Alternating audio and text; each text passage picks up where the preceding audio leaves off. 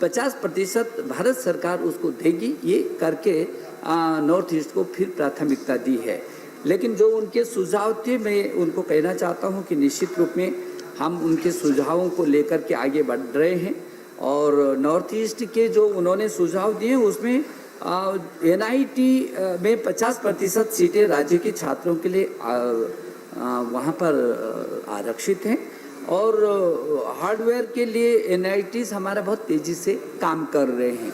मुझे उनको बताते हुए खुशी है कि हमारे NITs नॉर्थ ईस्ट में बहुत अच्छा काम कर रहे हैं और राष्ट्रीय महत्व के संस्थान घोषित करने की दिशा में ही ये काम हुआ है। उन्होंने जो सुझाव दिए हैं काफ़ी कुछ हम लोग कर रहे हैं, लेकिन मैं उनको आश्वस्त कर रहा हूँ कि नॉर्थ ईस्ट के विकास में ये तकनीकी संस्थान हमारे बहुत ही महत्वपूर्ण साबित होंगे। आदरणीय ये विजय कुमार जी ने जो अंतर्राष्ट्रीय स्तर पर बातें की हैं, उन्होंने बहुत सारे सुझाव दिए हैं। पात्रा जी ने बहुत सारे सुझाव दिए हैं।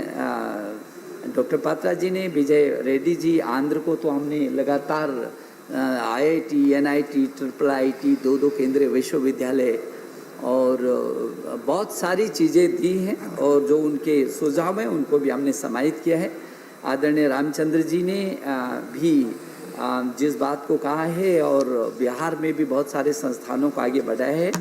आंध्र से हमारे जो सदस्य ने कहा है, मैं उनको बस केवल इतना आश्वस्त करना चाहता हूं कि हमारे जो IITs हैं उन्होंने पूरे विश्व लेवल पर हिंदुस्तान का माथा ऊंचा किया है, चाहे माइक्रोसॉफ्ट हो, चाहे गूगल हो। राष्ट्रीय ने अंतर्राष्ट्रीय की उन दुनिया की शीर्ष संस्थाओं पर हमारे IIT से निकलने वाले छात्र आज पूरी दुनिया में भारत का मान सम्मान बढ़ा रहे हैं। अभी हम आसियान देशों के, जहाँ तक शोध और अनुसंधान का विषय, आसियान देशों के 10 देशों के 1000 से भी अधिक छात्र हमारे यहाँ अनुसंधान के लिए IITs में आ रहे हैं। हम लोगों ने IITs को और तेज़ी से आगे बढ़ाने की कोशिश की है। मैं एक बार फिर आप सबका अभिनंदन करता हूं और मैं आपसे निवेदन करता हूं कि इस बिल को सर्वसम्मति से पारित किया जाए। सभापति महोदय, The question is that the Indian Institutes of Information Technology Laws Amendment Bill 2020 as passed by Lok Sabha be taken into consideration. Those in favor will please raise their hands and say aye. Those against will please raise their hands and say no. I think the ayes have it, the ayes have it, the ayes have it. The motion is adopted. We shall now take up clause by clause consideration of the bill. Clauses 2 and 3 stand part of the bill. Those in favor will please raise their hands and say aye. Those against will please raise their hands and say no. I think the ayes have it, the ayes have it, the ayes have it. Clauses 2 and 3 are adopted. Clause 1, the enacting formula and the title stand part of the bill. Those in favor will please raise their hands and say aye. Those against will please raise their hands and say no. I think the ayes have it, the ayes have it, the ayes have it. Clause 1, the enacting formula and the title are adopted. Shri Ramesh Pokhriyal Nishank to move that the bill be passed. उपसभापति जी, मैं प्रस्ताव करता हूं कि विधेयक पारित किया जाए।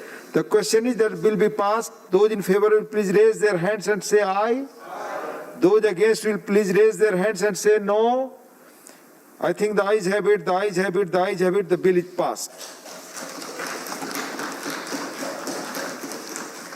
Statutory resolution, the Essential Commodities Amendment Bill 2020 to be discussed together.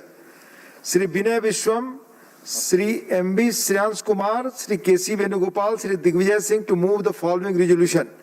That this House disapproves the Essential Commodities Amendment Ordinance 2020 number 8 2020 promulgated by the President of India on 5th June 2020. Resolution, Shri Binay Vishwam, not present. Shri M.C. Shreyans Kumar, not present. Shri K.C. Venugopal, not present. Shri Digvijay Singh, not present. Shri Danve Rosa Sahab, Dada Rao to move motion for consideration of the Essential Commodities Amendment Bill 2020. Mani Mantri ji, please.